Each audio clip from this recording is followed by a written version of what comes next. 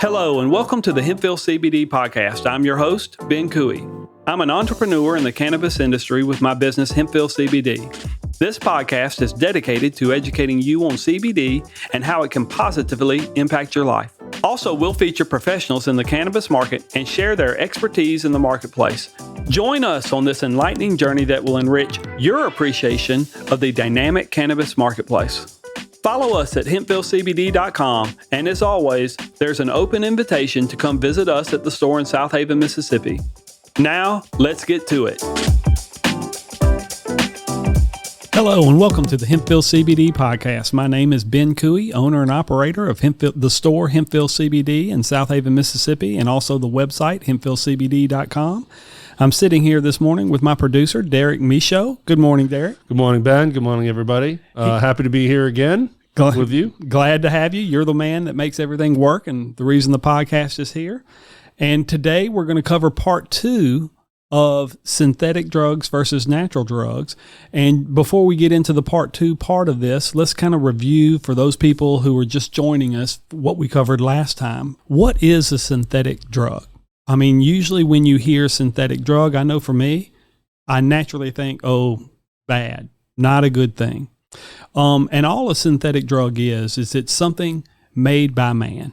Yep. The only way to get something natural is if you eat the plant itself. Anything else, it was made by man, that would be considered synthetic. But there's a lot of hypocrisy with synthetic drugs, and that's kind of what we're going to get into today as well. Yeah, go back to that episode because you very much break it down on the level of their hypocrisy. And you dig deep. Well, we're even going to get deeper today. Okay, let's go. But it brings in, the other thing is, well, are synthetics safe? And we really can't get a clear answer on that. The answer is sometimes. And it really boils down to like this. It comes down to everything else in life. It really depends on the person that you're dealing with, on whether or not it's safe or not. One of the drawbacks to my industry and the pharmaceuticals have an advantage on me is my industry is not regulated. It's not regulated by the FDA.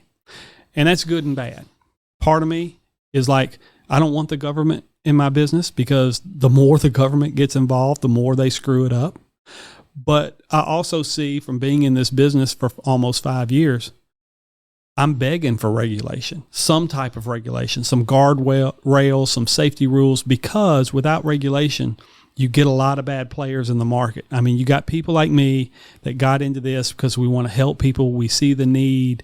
We see it as a great alternative to pharmaceuticals, and we see the problems some of the pharmaceuticals cause. So that's why we got into this business. Sure, we want to make money, but like my business model, hey, if you are the best at what you do, you're doing it right, and you provide quality to the customer, you're not going to have to worry about money. And there's a second level to that because you need suppliers. Correct. So you definitely want them regulated to a degree as well, so you know what you're getting. Correct. And then you got a lot of people in this business that, man, they're just out to make a quick dollar. And anytime, I've been in business for a long time with other businesses, anytime you're just all about the money, you end up, what you find yourself doing is cutting corners, trying to make things cheaper, trying to get your highest profit margin, getting a lower quality product, and that always leads to trouble. It always leads to a problem. And so I would welcome some type of regulation in this business, but that's our disadvantage. And they don't have the customer's best interest. Correct. And so when you ask yourself, are synthetic drugs safe? Sometimes they are. It depends on who's making it and how they're making it. That determines that. We discovered that Tylenol, that's synthetic, right? Everyone knows about Tylenol. Well, yeah, and that's what I was about to get into. Is there are 2 types of synthetics. There are those synthetic drugs that replicate exactly what's in nature. For example, the Delta-9 THC that's in a lot of these products that comes from the hemp plant. The only way you can get natural Delta-9 THC is either to smoke the plant or eat it. And a lot of people don't want to eat it. So when you're looking at things, when you go into a store like gummies, lotions, other edibles like chocolates or drinks, all of those are synthetic because you're not eating the plant. They had to take that plant, they had to extract the Delta-9 out of it, and then infuse it into the product. Therefore, it's synthetic because they had to extract it out using a process that's not natural. And then you have other synthetic drugs that do not replicate exactly what's in nature. There's nothing in nature that replicates that. For example, Benadryl and Tylenol are two pharmaceutical drugs. There's nothing in nature that replicates that compound. And in my business, delta-10 THC, there's nothing in that plant that replicates a delta-10 THC that was made up in a laboratory by adding an extra molecule to the compound of delta-9. So yes, last episode really drilled down on everything you just gave us, especially the difference between synthetic and natural. So what are we bridging to today? Who's telling us these synthetic drugs are bad? Because, all I hear when all I've heard in my lifetime with synthetic drugs is, man, meth, hydrocodone, spice, they'll kill you. They're bad. And I agree with all of that. But did you know every pharmaceutical drug you have ever taken in your entire life is synthetic?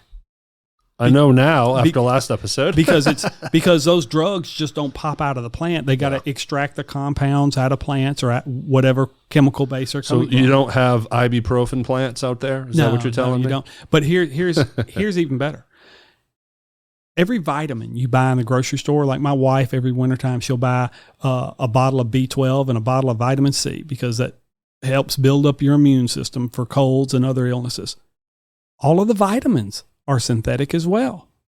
Mm-hmm. So you're thinking, okay, if every pharmaceutical drug I've taken in my life is synthetic, every vitamin I take is synthetic. By the way, most of the vitamin companies are owned by the pharmaceutical companies.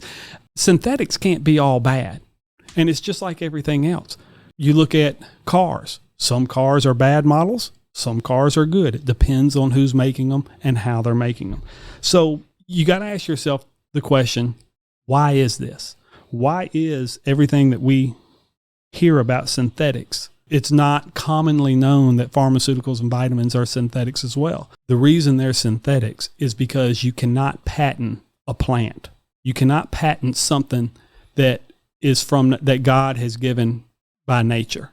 If it's on this planet, like the hemp plant or whatever compound you want to talk about, if you're getting it from a natural source, you can't patent that because that's God's way of giving it to the world. Take vitamin C, for example, one of the most commonly used vitamins around. Comes in a lot of different fruits and vegetables that we eat, but we'll use the orange. The orange is a natural product, natural plant.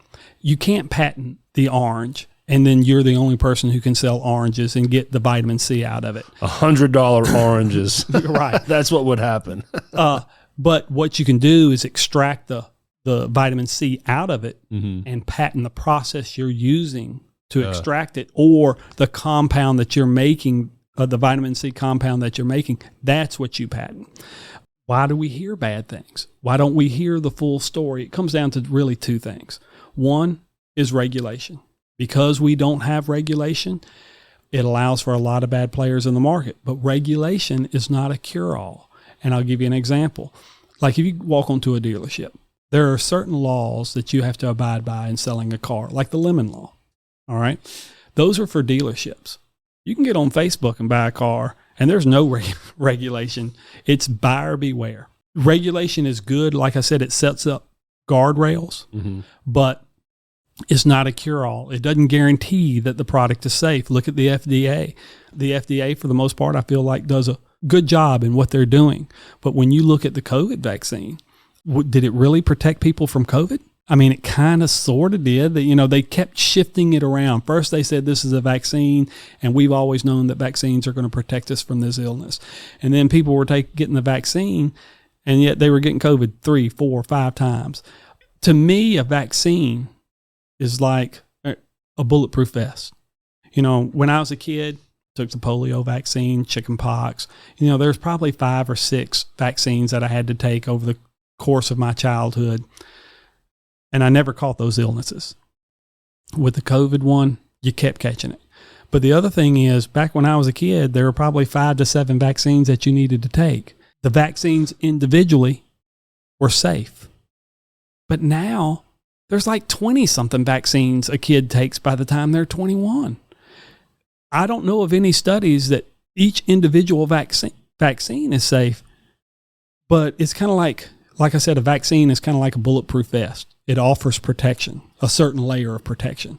But how many bulletproof vests do you got to put on until it limits what you do? If you took all 20 of these vaccines during the first 21 years of your life, even though each individual one is safe, having all of that in your body over the course of that 21 years, how does that affect your body? Mm-hmm. Clearly, there's got to be an effect, just like a bulletproof vest. I can wear a bulletproof vest. It's not a cure-all, but it is going to give me a layer of protection. But if I wear 10 bulletproof vests, I'm probably not going to be able to move around. Nope. So regulation can be a good thing, but it's not a cure-all. Now, the other reason is valid medical value. These pharmaceutical companies have used these cannabinoids in their own products. In the last episode, we talked about the drug dronabinol and the drug nabilone, and I hope I pronounced those correctly. Both are cancer drugs to help fight nausea and pain. Dronabinol it has THC in it, but it is an exact replica of the THC in nature. Nabilone is not it's very similar to the THC in nature, but it's not an exact replica. So you have both types, one that's an exact replica, one that is not. Both are used by pharmaceutical companies in their drugs. Why is that? Because the pharmaceutical companies know these cannabinoids offer valid medical value to their product. That's why they use them. That's also the reason you don't hear positive things about synthetics, is because they do offer valid medical value.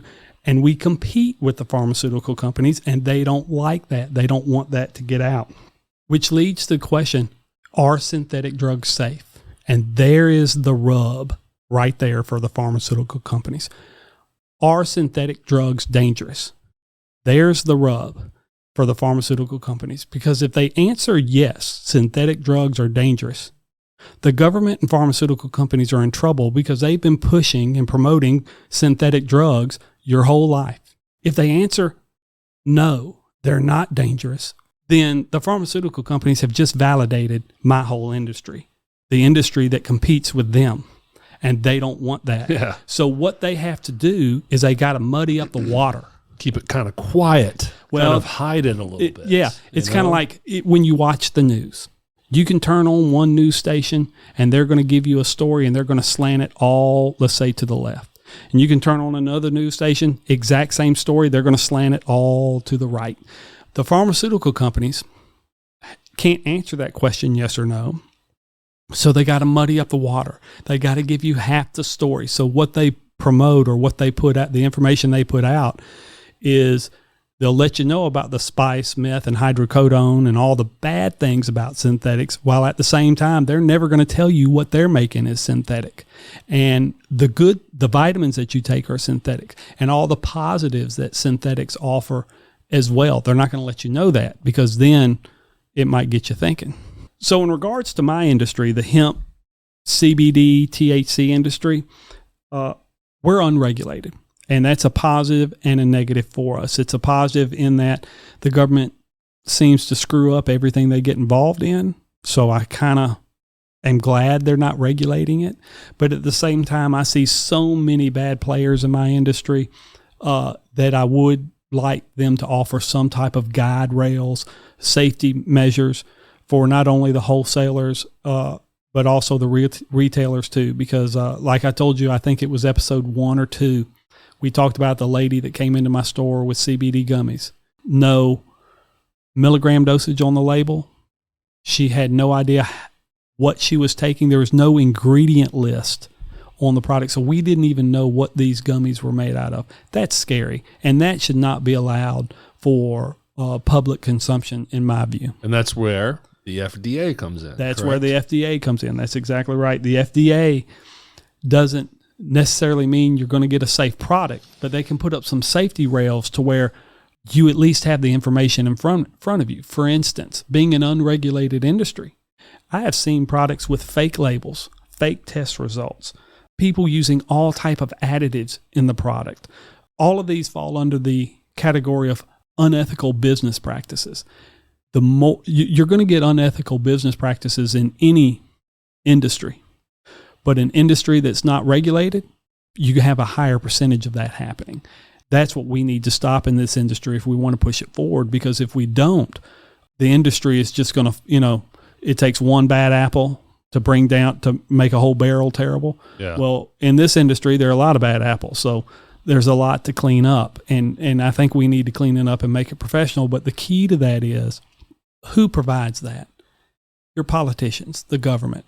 I wish, or the people that make the laws, the people that make the regulation, sit down and talk with suppliers and retailers like me who are wanting to clean up this industry and make it as professional as possible so that they can get the real story. A lot of times they talk to law enforcement, and I love law enforcement and support them 100%. But a lot of what they're seeing out there is the bad side of things. And you need that information. You're getting just one side of the story. And then, of course, with the retailers and the wholesalers, there's always the argument, well, you're going to tell me anything because you're just trying to sell stuff. For the bad players, that's exactly what they're doing. Right. But for people like me, that's a very weak argument. And the reason being is I'm not going to sell a lot of stuff if I'm putting out stuff that harms the public, is low quality. I mean, I'll sell it for a while, but eventually people are going to catch on and not want to. We want to make this industry an alternative to pharmaceuticals. So if you are legitimized and deemed safe from the FDA, let's say now you get regulation, but it's a level of regulation that you're happy with, along with the suppliers as well, that proves your credibility. Correct. And if we can get that credibility, that will put us on the next level. Because you're deemed safe. Oh, the FDA has deemed this product and this business safe. Correct. That's where the regulation is beneficial. And we even have products like the products that are in my store. They are formulated by doctors, pharmacists, by professionals, even down to our CBD pet treats. I called the wholesaler one day and I was asking him about the process and everything. And he goes, look, we don't have a doctor or a veterinarian do it because a veterinarian will not be able to do that because there are certain laws that aren't going to allow them to do that. Every single one of our products, even down to the dog treats, are made in an FDA approved lab. The cleanliness of it, the processes of it. We even have products like we have an inhaler from Koi CBD. It looks like an asthma inhaler, but it's putting CBD into your lungs. And what that will do is it'll help if you have, like when COVID would inflame the heart and the lung area. It reduces that inflammation really quick because it's going straight to your lungs. Also, if you have a migraine headache, it gets into the lungs and into the blood real quickly, so it's going to help with the migraine headache too. It's going to sound like I'm talking out of both sides of my mouth on this definition. Every component within this inhaler is approved by the FDA, except for the CBD, because the FDA doesn't mess with CBD because they call it a supplement. So every component is approved by the FDA, but the product as a whole is not approved by the FDA. Now that seems weird. How can every component be approved by the FDA except for the CBD? But that makes the product as a whole, the individual parts are all approved, but the whole product is not. Mm-hmm. That's the weirdness of our business. If these cannabinoids, synthetic cannabinoids or natural cannabinoids from the hemp plant, the CBD, THC, if they're okay for pharmaceuticals, why are they not okay for the cannabis industry? Why are they not okay for the CBD, THC industry as well? And there's the rub. They're only giving you ones that they are okay for the CBD. Well, they understand the value in CBD. Correct. They get it, but they don't want to push it out there. Yeah, they want to be able to use it and get the same effects from it, but they don't want to compete against it. What I see when it comes to are synthetics bad, it really comes down to synthetics aren't bad. The industry around synthetics are bad. And all of that has to do with the people making the product and the regulation that goes into the product. The regulation is not a cure-all, meaning the product's safe, but it does offer some business standards on you have to do it a certain process. Your labeling has to be correct. Your test results have to be correct. You have to have an ingredient list on your whatever it is you're selling to the public. You can't leave that off. That's just negligent from a business standpoint. You got to clean up some of these unethical practices, and you'll clean up the industry as well. I've used cannabinoids for the last 5 years. People ask, well, are they safe? My answer is yes, because I'm at a little bit of an advantage. Because I'm in the industry, I know what products are made by professionals. I know what are the good companies, what are the bad companies, what products are, like I said, cut down the liability and are made by doctors and pharmacists, and what products are made in somebody's kitchen or garage or wherever they're making them. Mm-hmm. To date, I've had no problem. I've had nothing but positive results from using these cannabinoids, whether they're CBD, CBG, CBN, the non-psychoactive ones, all the way to the Delta 8, the Delta 10, the Delta 9 THC, which are psychoactive. Not only have I not seen it, every time I go to the doctor says, you're 55 years old, your blood pressure is great, you have no problems, I'm taking no medication at this time. It could be just the luck of the draw because I got good genes in my family, or it could be because of my health wellness plan that I use using CBD every day. But also with customers, we're seeing it in our customers as well. Customers that used to be alcoholics are coming in using these things, and they're coming in saying, look, thank God y'all are here. And they thank us, they hug us, they tell us, because I know I'm buying a safe product from you and these products work, I've gotten off the alcohol. I was taking the alcohol to take the edge off a long, hard day. Now I still got the stress in my life, but I've lost 20 pounds. My liver's a lot better. Well, minus the weight loss, put me in that category. Yeah. Because I quit drinking 10 years ago, and cannabis has been the filler for that. That never went away. Yeah. My relationship just got a little better with it. Just used it more responsibly, but I was able to keep that in my life without ruining my life. The alcohol, that was putting me down a bad path. Alcohol it not only ruins your life, but it ruins your mental state as well as your physical state as well. You know, to have these people come in and say, these products have really helped me, and I thank you so much for that. That is why we're in the business right there. And if we focus in on that, I'm never going to have to worry about money. And this is why I like doing this podcast with you. I'm learning right across from this table, but I'm glad that I'm in some way helping you, well, in a very big way as your producer, you know, but I'm glad that I'm part of this education and mission to just make people smarter so they know what they're getting, you know, and keep the business going without these regulations, and while battling this hypocrisy from the FDA. Right. And I think you'll admit to this, because given our private conversations, I've even admitted to it too. When you drink alcohol to take the edge off, does it expand your thinking? Well, no, it kind of in other ways, it shuts it down. Well, your inhibitions fly away, and then you make bad decisions, and those are the thoughts that your brain goes to, the bad decisions. Correct. But I can't tell you how many times I've used a Delta 8 product or a Delta 9 product just to chill out. Mm-hmm.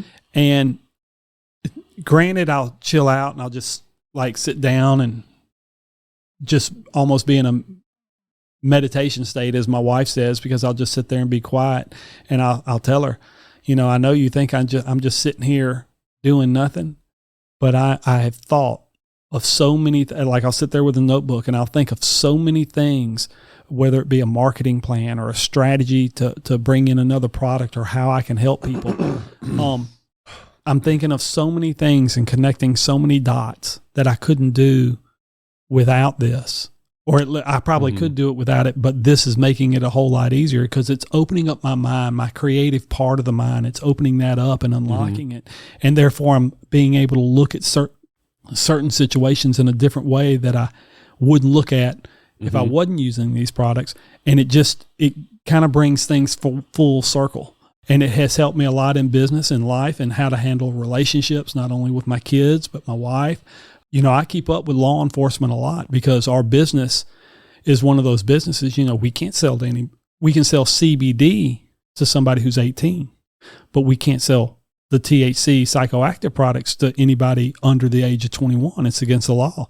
And, in this business, because there's so much gray area with knowledge of these cannabinoids and what they do, law enforcement is going to be quick to jump on somebody who's sitting there breaking the rules. The one thing I'm following is how many people, are the hospitals being overrun with people taking these cannabinoids? No. We have parents with kids at the age of 5 years of age up using not the psychoactive, but they're using CBD simply because, they're having problems with their child, whether it's ADHD or maybe they're on the autism spectrum. They don't know yet, but they know the child is not able to focus in on daycare or they're not able to focus in school. And I can't tell you how many parents that have come in through advice either from a friend or maybe the therapist they were seeing said, look, you might want to try CBD or try another alternative route. But instead of Ritalin. Because the parents are tired of the medicine, because this is the road they go down. They get on the Ritalin or whatever medicine they're taking. Their kid is zombified, and the doctor will say, oh, well, they got to get used to the medicine. So it takes about a week, 2 weeks for their bodies to get used to the dosage, and then they're back at a good state. But then all it takes is about 60 days, and then the doctor's saying, well, we need to up the prescription, or we need to change the medication to this. And so you're back. Or they add. Now you're on 2. Yeah. Either you're on 2 or you're replacing one for another one, and you're starting the same process over again. The kid is going to be basically zombified for a week to get used to it and everything. And it's just a yo-yo effect. And as a school teacher, I can't tell you how many times I saw that with kids. And it was hard because the kid's sitting there flunking or not making a good grade in class. And I know it's not because the kid's not trying. The kid's unable to try. He's zoned out because he's so drugged up with the prescription medication he's on and his body's trying to get used to it. If he's not on it, he's all over the place in class and a distraction to everybody. But when he's on it, great, the whole class, he's not distracting the whole class. But now what benefit is it of him if he just sits there and does nothing? And so of course, as a teacher, you work with those kids in a special way until it all balances out. But I can't tell you the number of parents that have come in my store with the same stories and come back a week later and said, first time my kid has ever been able to go to the treasure box in daycare and get a prize on Friday for having good behavior all week long. Or my kid's grades went from a D to a C because he's now able to pay attention and retain knowledge rather than just being zoned out all the time. So when you say, are these things safe? Yes, they're safe. As long as you're buying from reputable companies, reputable people, professionals who are making the product, that's where it's safe. It's where you get into the vape shops or the gas stations where they're products without ingredient labels, products that have additives in them. It's a lower grade, watered down product for the most part, not all of them, but for the most part. That's where you're going to run into trouble. So in wrapping this up, if you're not looking into these cannabinoids, you need to be. Your body was made for them. It's Hempville CBD.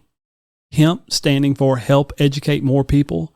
Bill, we all live in the same community. We all live in the same village. We all should look out after each other. That's how we got our name. If you have questions, need information, come to our store in South Haven, Mississippi, or visit us on the website at hempvillecbd.com. Ask us questions. We'll answer those questions for you. And if we don't know the answer, we know the professionals that can get us the answer. But thank you for listening, and we'll talk to you next week. If you found this podcast helpful, I'd appreciate it if you took a minute to subscribe, rate, review, and follow us at hempvillecbd.com. This increases the reach to more people who are trying to navigate through the changing cannabis market and its products so that we can create a more knowledgeable consumer. Take a screenshot and tag me in your social stories to friends. It means the world to me to know that this podcast has positively helped you and that we get to be a part of your journey. Thank you, and until next time, here's to a better life.